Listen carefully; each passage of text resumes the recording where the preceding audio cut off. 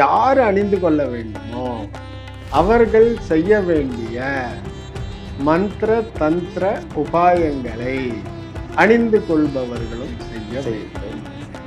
மூன்றாவது கண்டிஷனும் இருக்கு. சரி, அப்பா இல்லை, அம்மா இல்லை, இல்லை அம்மா மட்டும் இல்லை, அப்ப யாரு பண்ண முடியும்? மூத்த சகோதரர்கள் பண்ணலாம்.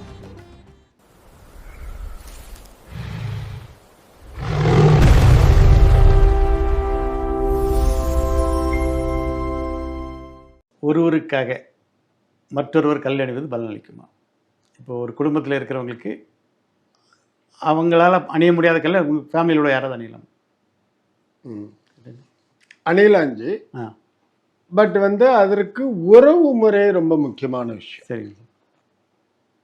சரியா? சரிங்க. உறவு முறை. இது எகெயின் நான் ஏற்கனவே ஏதோ ஒரு கேள்விக்கு நான் சொல்லும் பொழுது இந்த மூதாதையர்லேருந்து வழி வழியா வரக்கூடிய கல் அப்ப கூட நான் சொன்னேன், இந்த ரத்த உறவு கோத்திரம் அப்படின்னு சொல்லிட்டு. இந்த மாதிரி பண்றதுல சில விதி தளர்வுகள் உண்டு.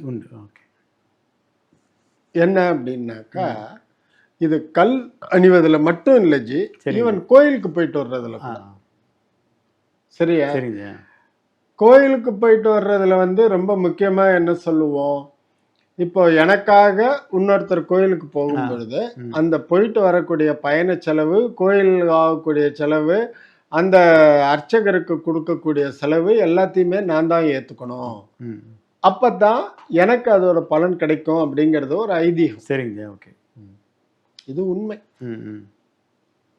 ஏன்னா இங்க உட்காந்துட்டு அங்க எடுத்துற நீ எனக்காக ஒரு தடவை கோயிலுக்கு போயிட்டு வந்துரு அப்படின்னா மீனிங்லெஸ் இல்லை. ரைட். அட்லீஸ்ட் அந்த போயிட்டு வர்ற செலவையாவது நம்ம ஏத்துக்கணும். அந்த உடல் உழைப்பு போயிட்டு வர்றது முடியல. அப்படி பார்க்கும் பொழுது என்ன மாதிரி கண்டிஷன்லாம் இது மாதிரி பண்ண வேண்டி வரும் அப்படின்னு. இதற்கு நிறைய கண்டிஷன்ஸ் இருக்கு. ரைட்டா? சரிங்க. என்ன அப்படின்னாக்கா, ஃபர்ஸ்ட் கண்டிஷன், ரொம்ப முக்கியமான கண்டிஷன், மெடிக்கல் கண்டிஷன். இப்போ ஒருத்தர் ஒரு பெட்டில் ஐசிசியூல இருக்கிறார், இன்டென்சிவ் கார்டியாக் கேர் யூனிட், சாதாரண ஐசியூ, ஹிருதய சம்பந்தமான. அப்ப அவருக்கு ஏற்கனவே ஏகப்பட்ட மானிட்டர்ஸ் அது இது எல்லாம் ஃபிக்ஸ் பண்ணியிருப்பாங்க. இப்ப அவர்கிட்ட போய் நீ ஒரு கல்லை போட்டுக்கோ அப்படின்னாக்கா அது டாக்டர்ஸே அலோவ் பண்ண மாட்டாங்க. அது ஏதாவது வேல்யூல இன்டர்ஃபியர் பண்ணும்.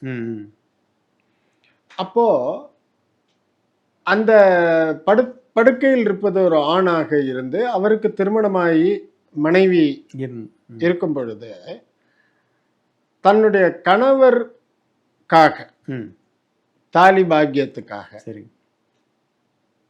அல்லது வேற ஏதோ ஒரு ரொம்ப சீரியஸான கண்டிஷன் அப்படிங்கும்போது எப்படி பார்த்தாலும் அவருடைய உயிரை காப்பாற்றக்கூடிய லெவல்ல தான் இந்த லெவலுக்கு இறங்கி வருவாங்க. அவங்க பண்ணிடணும் ஏதாவதுன்னு சொல்லிட்டு. அந்த மாதிரி கண்டிஷன்ல ஃபர்ஸ்ட் அவங்களுக்கு ப்ரியாரிட்டி யார் போட்டுக்கலான்னா அவங்களோட மனைவி. ஓகே, நல்லா தெரிஞ்சுக்கங்க, நல்லா புரிஞ்சுக்குங்க. இது நேயர்களுக்கும் சொல்றேன்.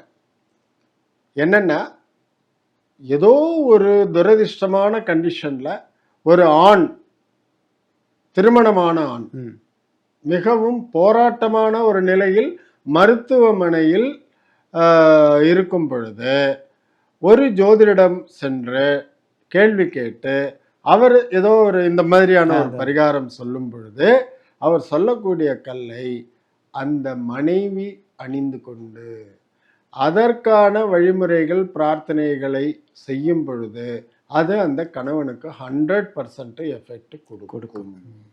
சந்தேகமே வேண்டாம். சரிங்க. ஏன்னா ஒரு கணவனோட உயிரை காப்பாத்துறதுல மனைவியை விட வேற யாரும் நெருங்கின உறவு கிடையாது.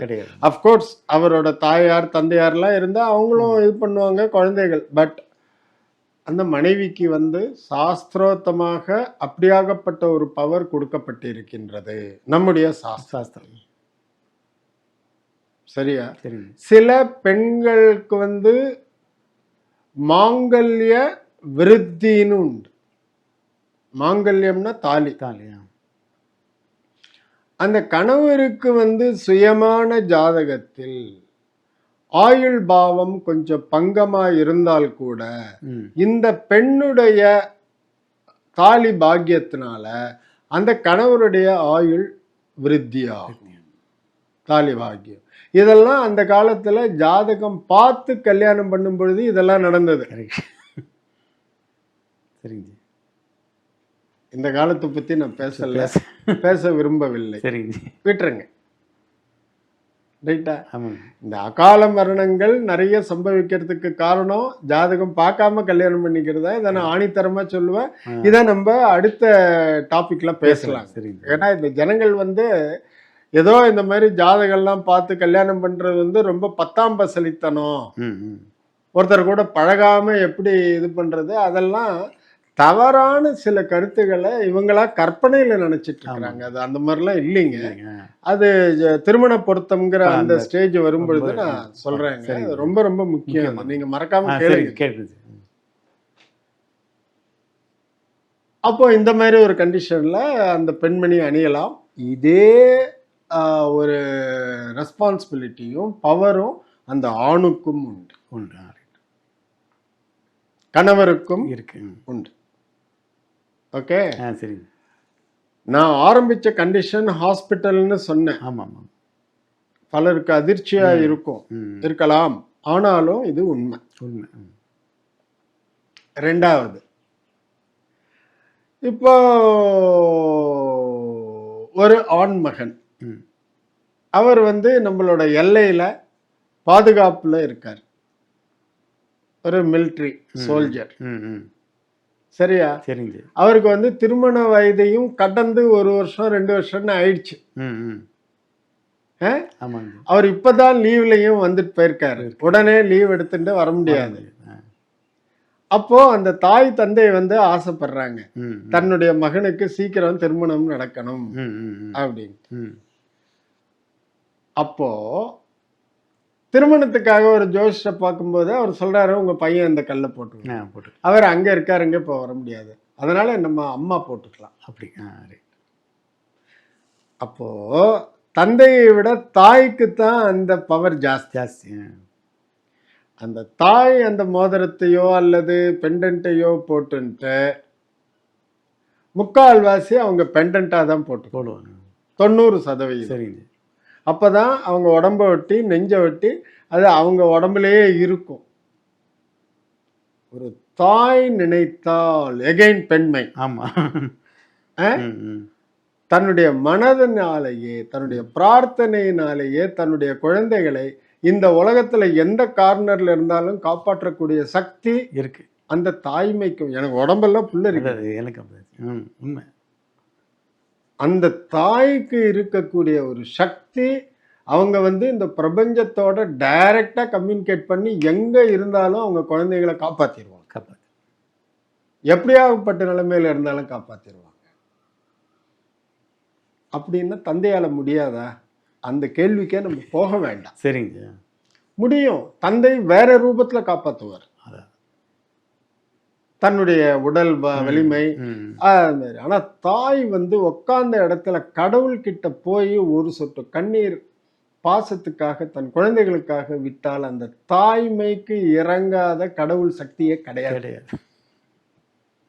அப்போ அந்த தாய் அந்த ஸ்டோனை அணிஞ்சுக்கலாம். அந்த பையன் போட்டுன்ட்டு பண்றானோ இல்லையோ, அந்த தாய் பண்ண ஆட்டோமேட்டிக்கா உடனே நடக்கும். இதே கண்டிஷன்ல தான் வெளிநாட்டுல இருக்கக்கூடிய குழந்தைகள். ஆகையால் இன்னொருவருக்காக ஒருவர் இதை போன்ற கற்களை அணிந்து கொள்ளலாம். அந்த யார் அணிந்து கொள்ள வேண்டுமோ அவர்கள் செய்ய வேண்டிய மந்திர தந்திர உபாயங்களை அணிந்து கொள்பவர்களும் செய்ய வேண்டும். மூன்றாவது கண்டிஷனும் இருக்கு. சரிங்க. அப்பா இல்ல, அம்மா இல்ல, இல்ல அம்மா மட்டும் இல்ல, அப்ப யாரு பண்ண முடியும்? மூத்த சகோதரர்கள் பண்ணலாம். மூத்த சகோதரர்கள் ம், ம். தன்னுடைய இளைய சகோதரர்களுக்காக பண்ணலாம். தாராளமா பண்ணலாம். ரத்தம், ரத்தம். ஒரே ரத்தம், ஒரே கோத்திரம், ம், ம். ஒரே தாய் தந்தை இல்லையா? ஆமாங்க ஜி. அப்போ மூத்தவர்கள் இளைய சகோதரர்களுக்காக இது எந்த கண்டிஷன்ல? ஆ. சில பேர் வந்து இந்த இளைய சகோதரர்கள்லாம் சொல்லிடுவாங்க, ம். என்னென்ன எப்ப பார்த்தாலும் சும்மா இந்த மாதிரி ஜோசியக்காரன் அது இதுன்னு எனக்கு எல்லாம் சலிச்சு போச்சு, நானே எனக்கு கல்லு வேண்டாம் ஒன்றும் வேண்டான்னு. ஆ. சரி, ஆ. தம்பி என்னைக்குமே அப்படிதான். ஏற்கும். அண்ணன் என்ன பண்றாரு, நீங்க என்ன சொல்றீங்களோ அதை நான் பண்ணலாமா? அப்படின்னு தாராளமா பண்ணலாம். பண்ணலாம். அப்படி பண்ணாலுமே சரிங்க ஜி. ஒரு வீட்டுக்கு உள்ள ஒரு அண்ணனும் தம்பியும் இருக்கும் பொழுது மழை பெய்ஞ்சால் எப்படி அண்ணன் பாதுகாப்பா இருக்கிற மாதிரி தம்பியும் பாதுகாப்பா ஆமா. இருக்காரோ, ஆ. அதே மாதிரியே அண்ணன் அணிந்து கொள்ளும் இந்த கல்லினால் தம்பிக்கு அந்த எஃபெக்ட் பூர்ணமா கிடைக்கும். கிடைக்கும். பூர்ணமா கிடைக்கும். பூர்ணமா 100% சரி. கிடைக்கும். இந்த மாதிரியான சில கண்டிஷன்ஸ் எல்லாத்திற்குமே ஹிருதயபூர்வமான ஆ. இன்டென்ஷன் வேணும். மனப்பூர்வமா செய்யணுங்க. இதுல வந்து காசு பணம் கணக்கே கிடையாது. சரிங்க ஜி. தம்பி நான் உனக்காகத்தானே பண்றேன், எனக்கு இவ்வளவு செலவாச்சு கொடு அப்படின்லாம் கேட்கணுங்கிற அவசியமே இல்லை. ஓ. ரைட்டா? சரிங்க. நம்ம வீட்டுக்கு வந்தவங்களுக்கு எப்படி நம்ம வந்து கணக்கு வழக்கு பார்க்காம சாப்பாடு போடுறோமோ அதே மாதிரிதான் இதுவும். ம். சரிங்க. சரியா? ஆ, சரிங்க. பூர்த்தி ஆயிடுச்சா? ரொம்ப திருப்தியா இருக்கு ஜி. ரொம்ப சந்தோஷம் ஜி. அடுத்த சரி, இன்டர்வியூல பார்க்கலாம். பார்க்கலாம்.